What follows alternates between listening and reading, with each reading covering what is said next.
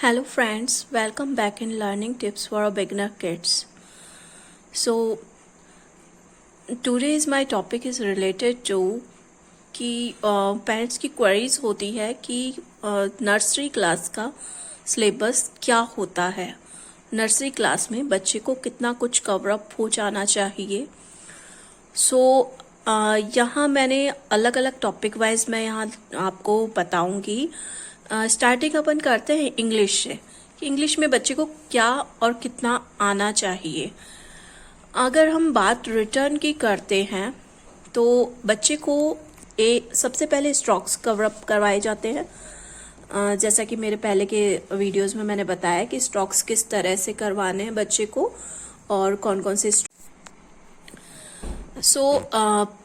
Strokes जब बच्चा complete कर लेता है, standing line, sleeping line, slanting, curve and all others, fingers के थ्रू बच्चा पेंसिल्स के थ्रू करने लग जाता है, कलर्स के थ्रू करने लग जाता है, सैंड पे एंड जो भी वेज मैंने बताए हैं उनके थ्रू जब बच्चा प्रॉपर वे में कर्व्स स्ट्रोक्स बनाने लग जाता है, देन आप बच्चे को इंग्लिश में ABCD जैसा कि मैंने बताया था पहले, LITHE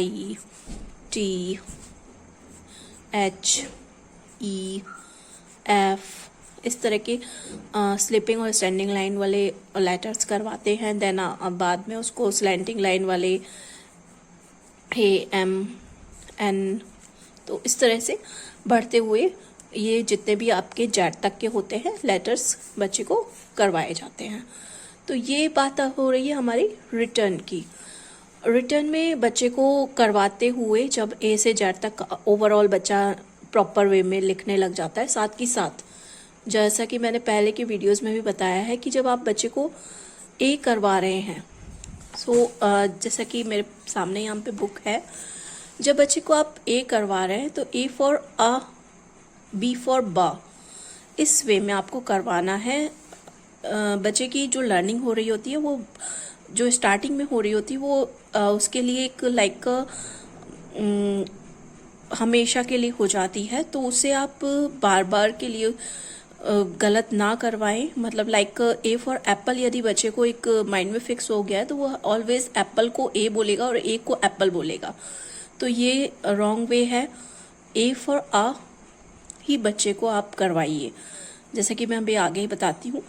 एंड A से रिलेटेड जितने भी ऑब्जेक्ट्स हैं वो मैंने जैसा पहले भी बताया था कि एंट, एरोप्लेन, एल्बो या व्हाटएवर जो भी होता है, सॉरी एक्स होता है या एरो होता है, तो ये सारे बच्चे को आप देते रहिए साथ में। B फॉर बा क्लियर होना चाहिए बच्चे को, B फॉर बा होता है। साथ में B फॉर अदर्स जो ऑब्जेक्ट्स होते हैं वो आप शो करते रहिए, बलून है, बॉल है, बैट है, बैग्स है या वह जो भी कुछ होता है तो वो साथ में क्लियर कर दीजिए।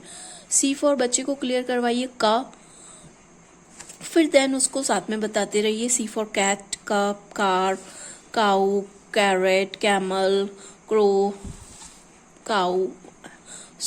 इस तरह से आगे बढ़ते हुए D फॉर ड, फिर बाद में आप D फॉर जितने भी नेम्स भी होते हैं, दिल्ली है, दीपिका है या ड्रम है, डॉल है, डक है, तो ये सब बच्चे को बताते जाइए साथ में।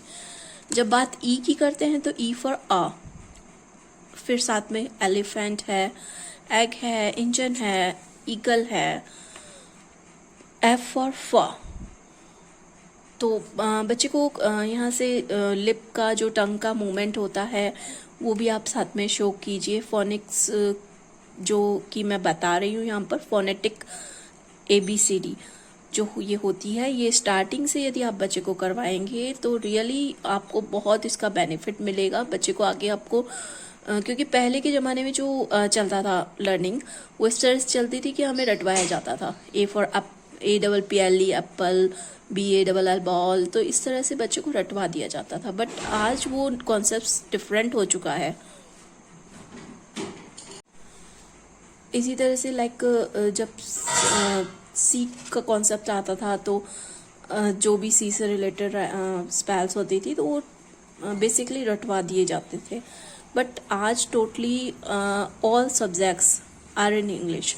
तो पहले एक हिंदी जो सब्जेक्ट्स मीन लाइक हिंदी में ही सारे सब्जेक्ट्स हुआ करते थे इंग्लिश को छोड़ के, बट आज टोटली अपोजिट है।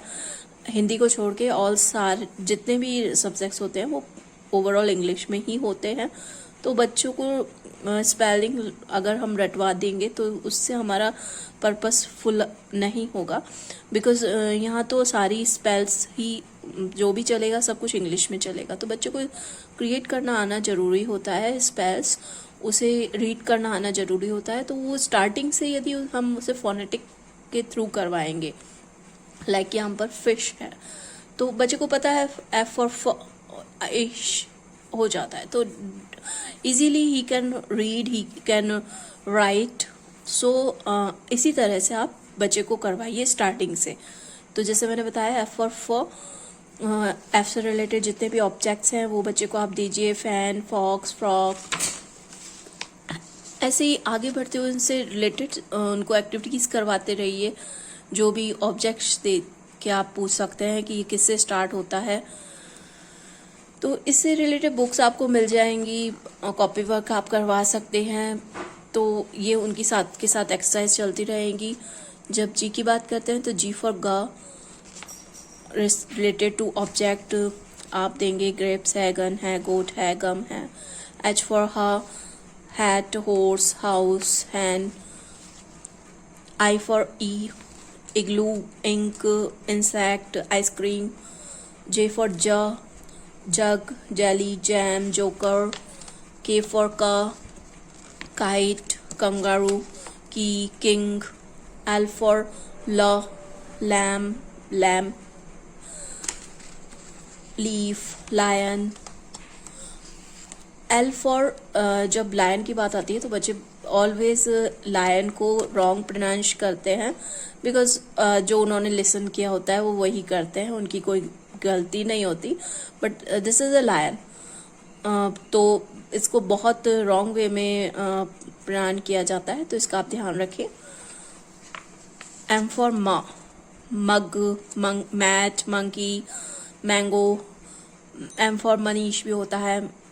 जो भी नेम होते हैं तो बच्चे को आप नेम से कनेक्ट करते रहिए।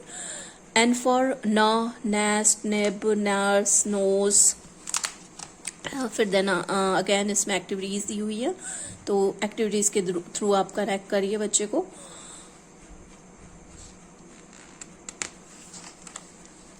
ओ for O for orange, octopus, owl है, ऑस्ट्रिच है। पी फॉर पैरट, यहाँ जैसे दिया हुआ है तो पी फॉर पा। क्लियर आपको यही करना है, पी फॉर पा। बच्चा जितनी भी बार स्पीक करे वो ए फॉर आ बोले, बी फॉर बा बोले, सी फॉर का बोले। इसी तरह से आगे बढ़ते हुए जैसा कि मैं बता रही हूँ अगेन एंड अगेन, ये मेरे पहले की भी सारे काफ़ी वीडियोस में मैंने इस चीज़ को आप सभी के साथ क्लियर किया है कि फोनेटिक बच्चे का क्लियर करवाना जरूरी है स्टार्टिंग से। उसे आप रॉन्ग नहीं करवाइए। ए फॉर एप्पल उसे नहीं रटवाइए, B for ball, C for carrot या जो भी whatever, but A for आ, बी फॉर बा, सी फॉर का, इसी तरह से उसे लर्न करवाइए। क्यू फॉर क्वार, आर फॉर रा,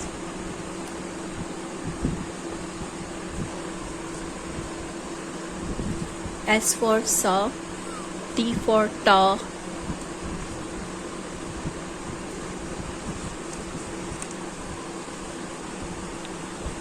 फिर then again activities time. So इसके अकॉर्डिंग आप एक्टिविटीज़ बच्चों को करवा सकते हैं, कॉपीज़ में करवा सकते हैं, बुक्स आप ले सकते हैं। फिर देन यू फॉर अम्ब्रेला होता है, यूनिकॉर्न होता है। तो इस तरह से वी फॉर वैन जो आप करवाएंगे तो V for W for watch है, वॉल है, वाटरमेलन है, वेल है। तो एक्स फॉर क्रिसमस ट्री जो होता है, एक्स-रे होता है, एक्सलोफ्रॉन होता है। तो एक्स फॉर क्रॉ।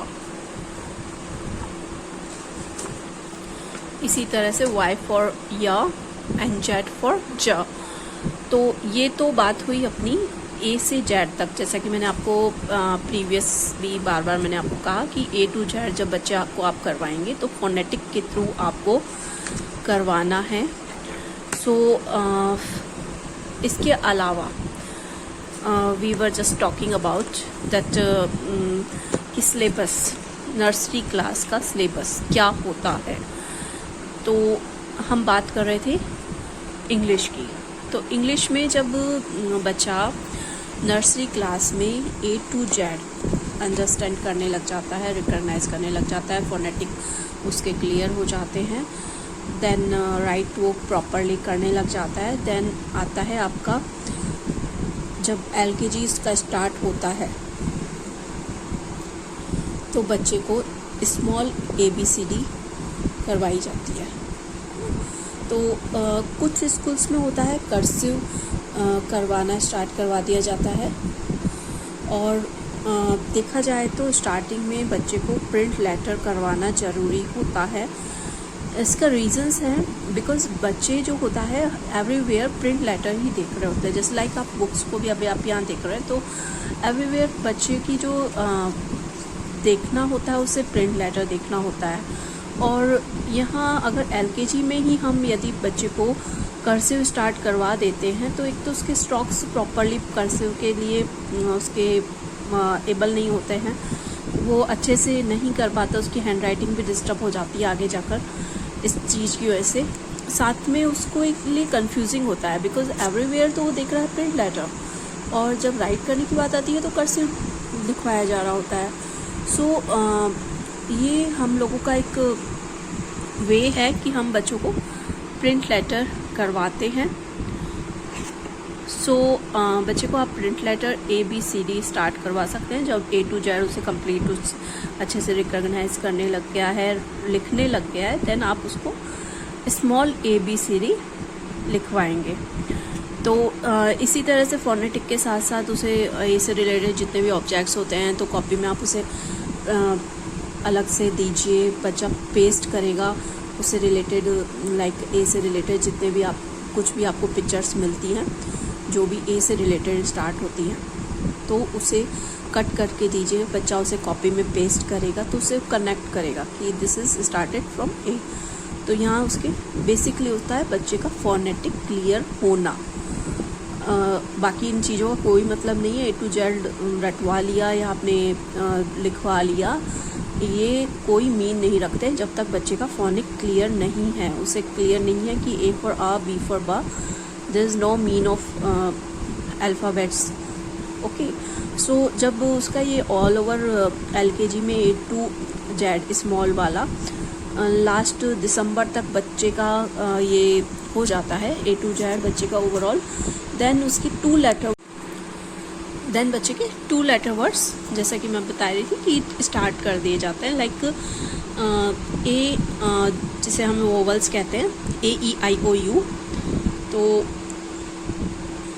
AEIOU से मिला के तो बच्चे को आप लाइक हैंड की शेप बनाकर बच्चे को क्लियर कर सकते हैं। AEIOU, फिर देन आप बच्चे को क्लियर करेंगे। जैसे A को हम जब एप से मिलाते हैं, B से मिलाते हैं सॉरी, तो बनता है एब। फिर देन A को D से मिलाते हैं तो बनता है एड। तो इस तरह से 2 लेटर्स मिक्सिंग करके आपको बच्चे को सिखाना है कि जिस एब, एड, एक्ट, M, N,